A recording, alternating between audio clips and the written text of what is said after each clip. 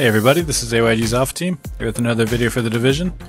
This is going to be the weekly vendor reset for all the open world vendors for April 13th, 2018. We're going to start right here in the terminal as usual. We're going to go on around to all the safe houses, and we're going to go to the camps as well and show you all the items that are being sold by all the open world vendors. If you're new to the channel, we do a separate video for all the Dark Zone vendors. And we also have featured items within these videos. So whenever you see the featured indicator come up, those are my choices for what you should pick up for the week. So there's a couple here in the terminal. There's one also at Camp Clinton, I believe. It might be, no, I'm sorry, Camp Hudson. There's a couple of feature items this week. There wasn't any last week. There was literally nothing worth picking up last week. So luckily we got lucky this week. There's a couple worth picking up. And I switched up the featured items indicator, so it's a lot easier to see this time. So you won't be able to miss it. So there's a mod coming up that's worth picking up, and you'll see the featured item overlay to show you, hey, this item is worth picking up.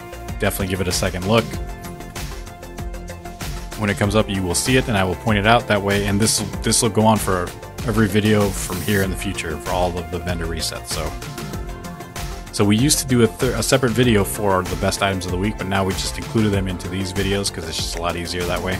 So this stamina mod, you'll see the indicator come up right now when it goes on. There it is. So let you know that item is featured, and the next one after is also featured. So when those pop up, you know those are worth picking up. Maybe give them a second look. It might be something you're interested in. I will also timestamp featured items inside the video description. So if you just scroll down and go to the description, you can skip to any specific vendor you want to, or you can skip to directly to the featured items. So I'll make sure to include those from here to eternity for all the videos that we post for all the vendor resets. A couple things I wanted to talk about as well. There's 1.8.1 just got released.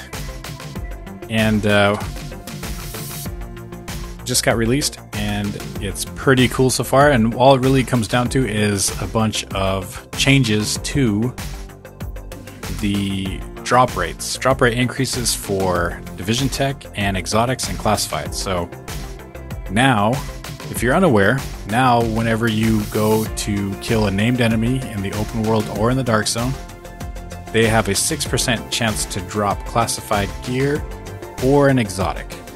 Also, another change that was made was in the open world, now when you kill an open world named enemy, they have a chance to drop any weapon that's in the loot pool instead of the specific 3 pieces of gear. So any exotic weapon or exotic piece of gear can now drop from any open world vendor. So that's kind of awesome. And that's game wide, Dark Zone and open world.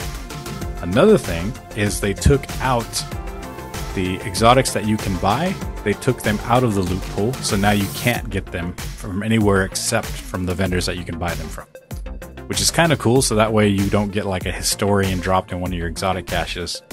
You can only buy it now, which I think is awesome because I was sick of getting like liberators. Anytime I open an exotic cache, that was super annoying. Or a centurion, you know, or a pecan. So that's cool. Another thing they added was if you have the season pass, there's an open world supply drop that comes once a week. Now, whenever you complete that supply drop, you will get 100 division tech. Also, you will also get 25 division tech for all the daily assignments that you complete. So they're just making it more. They're just making division tech more accessible to the casual player. I think it's a brilliant addition. I'm glad that they did it. I actually just collected a bunch of division tech today for myself, which was awesome. So I really do like this edition. I think they did a great job. I appreciate them taking the time to do this as well. It's just really good. Just really good for everybody. Now I can upgrade my classified gear, optimize it completely. I'm really looking forward to all that. It's gonna be pimp. Anything else? I'm trying to think if there's anything else I want to talk about. No new Division 2 news. There is news for the channel, and for me, I will for sure be attending E3. So If you guys are curious about what's going to be showing at Division, all the information they're going to give about Division 2 at E3, I will do my best to convey all of that information because I will be there. I got my confirmation in the mail the other day, so I am going. I'm looking forward to it. I'm looking forward to hopefully they'll have a playable version of Division 2 at E3. If they do, oh my god, that's going to be awesome, and I will tell you guys all about it. I might try and do a video blog of the whole situation. I don't know yet. I don't know if I have the equipment to, just be cool about that. We'll look into that. But either way, I am going, and I will give you all the information I can, or that they'll allow me, whenever I get there, guys. So stay tuned for all that. What else? So I am also looking forward to Division 2. Hopefully they'll have something for Anthem too, but that's another game for another day. But I do like these new changes. The drop rate changes are really good. It gives me more reason to do open world main bosses and actually do the supply drops that come every week. So I have the season pass, and I don't really do. There was really no reason to do the supply drops before, because I mean you just get gear that you can get anywhere else. But now that they drop Division Tech, that's legit, and I'm going to start doing them every week. Same thing for the dailies. It gives me a reason to go out and do the dailies. And they're really easy tasks, craft. Today's is like craft weapon parts. Craft 3 weapon parts, and then you get 25 Division Tech.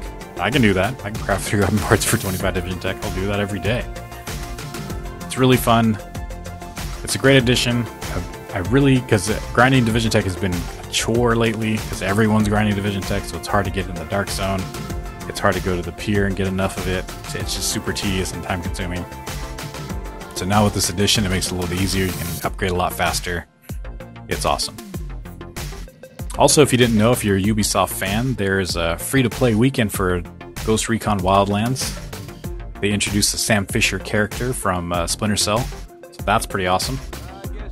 If you are a fan of Ubisoft, definitely download Wildlands this weekend and try it out. I play a lot of Wildlands myself. It's a really fun game. The strategy is really good. It takes a good team to get good wins, which I do appreciate about the game. So definitely check it out. I personally like the addition of the Echelon. That's the name of the Sam Fisher character. I think it's really cool. They added some new maps, a new game style too, so there's a lot of new stuff to try on that game if you want to check that out. Division has the new update, so there's a ton of stuff to do here too. But that's going to do it for all the open world vendors, guys. Go ahead and leave a like and subscribe if you want to see more from REGaming.com. Also, shoot us a comment if you have any questions, you want to give us any feedback. It's always appreciated. Until then, go ahead, game on. Game on! Yeah, game on!